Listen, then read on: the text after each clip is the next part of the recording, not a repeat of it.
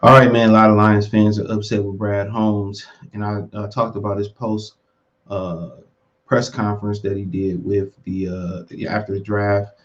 A lot of people, hit me up. This draft sucked. I give him an F. Um, in Brad Holmes we trust. I think a lot of people kind of got to understand, dude. Just because it wasn't the pick that we wanted, um, you know. I mean, you just gotta wait and see. It could be the pick that you wanted, and everything like is going good, and then it don't go good. So, like I said before, just everybody be patient, bro. Like, I looked at Jack Campbell, man, and he's straight. He's straight. I mean, I don't know what the issue is. He's solid. He do some good things in coverage, and I heard people kind of saying, "Oh, he got problems doing things in space." And oh, yeah, cool. But they don't really ask. They, line inside linebacker do a lot of things in space. A lot of people was talking about Nolan Smith, and a lot of people was talking about a guy like him, and Kalinji Kansi, but Kansi was a little bit undersized, and I don't know what they're gonna do at the defensive tackle position. They got some needs going into round two and all that type of stuff. So I'm not sure exactly what they gonna do, but I mean, um,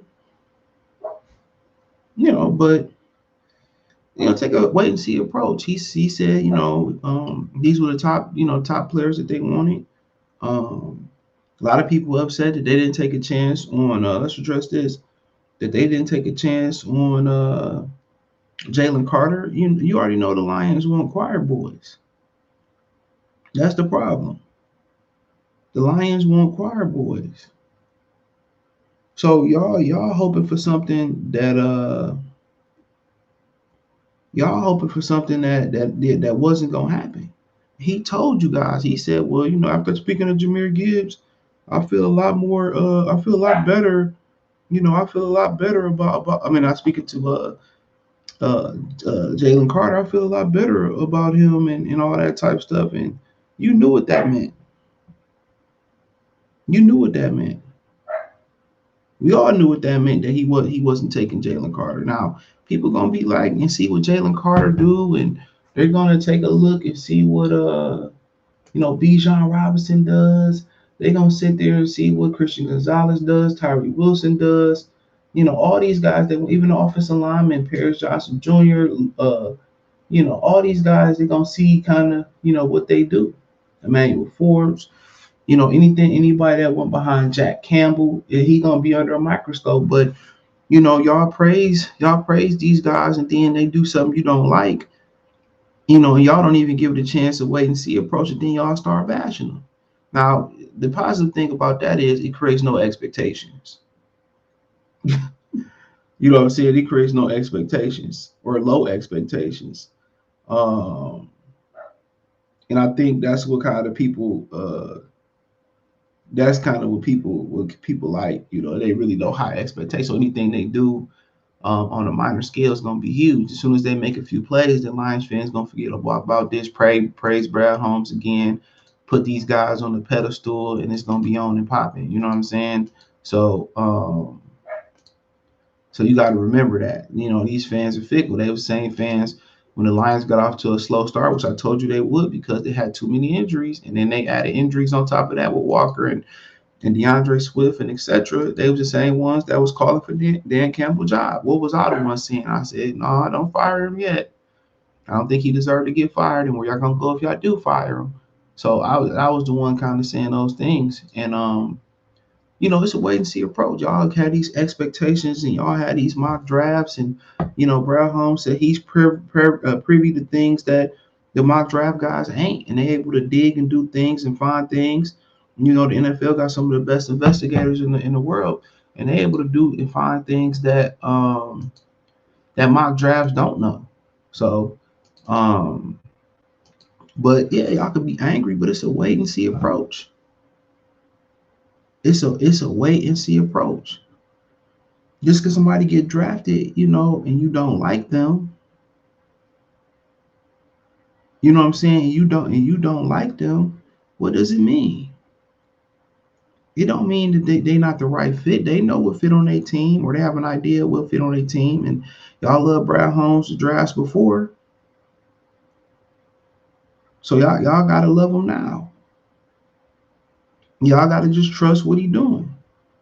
Trust him.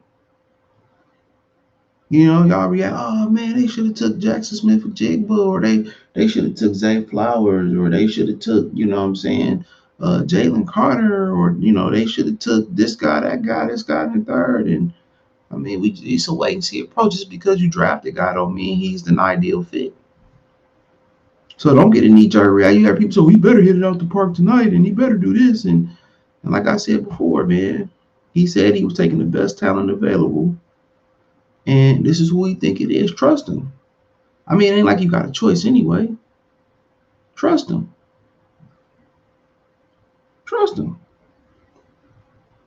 Y'all sit here and y'all built them up last year, and you know, um, y'all was singing his praises, and now he do something that y'all don't like, which ain't proven not to work, and now y'all ready to go for the jugular on Brad Holmes.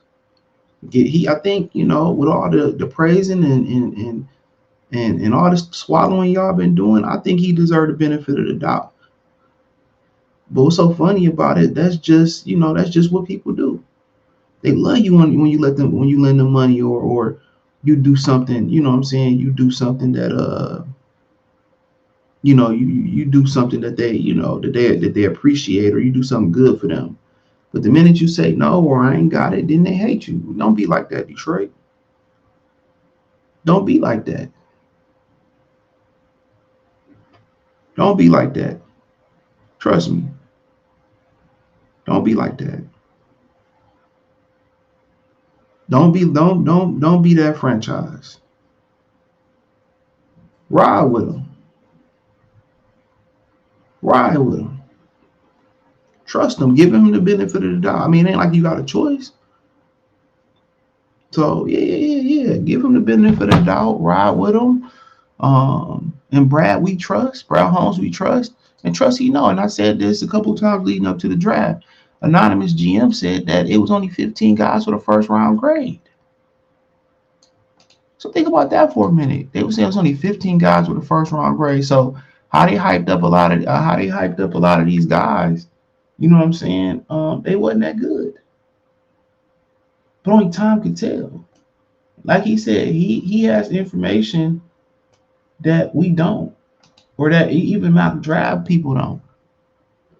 And that changes everything. But then again, some of this information that they be having, you know what I'm saying? I think that it's just they overthink, they over research, and it's a complication.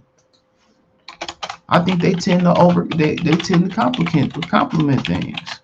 complicate things. So I mean, we have to wait and see. Um, but somebody in the fifth round could be the best player in the draft. That's just how it goes. That's just how it goes. So we gotta trust them. Ain't no point in getting angry and I'm done. By the time training camp come around or after the draft, he make one pick y'all like, y'all gonna be talking about that Super Bowl bullshit again. Like I said, I don't have no expectations. I just wait and see. I've been a fan too long. They let me down too many times. So I just take a wait and see approach. So yeah, let me know what you girls and guys think. Appreciate y'all for tapping in. Thumbs up the video, share the video, subscribe to the channel. Next subscribe button is the bell icon button. Hit all notifications, increase your chance to get notifications. We go live or drop a video. Financially, want to support the channel, Cash App, $ CJ Good 313, Venmo CJ Good 313. PayPal link in the description. Hit the link tree. Find me on Twitter, Facebook, Instagram, Spotify, Anchor, Cash App, Venmo, PayPal, Apple Podcasts, Google Podcasts, the whole nine. In addition to that, man, I do appreciate everybody for tapping in. Check me out on TikTok, Motor City Talk 313. Let me know what you girls and guys think in the comment section. One time for the one time, Motor City Sports Talk. Peace.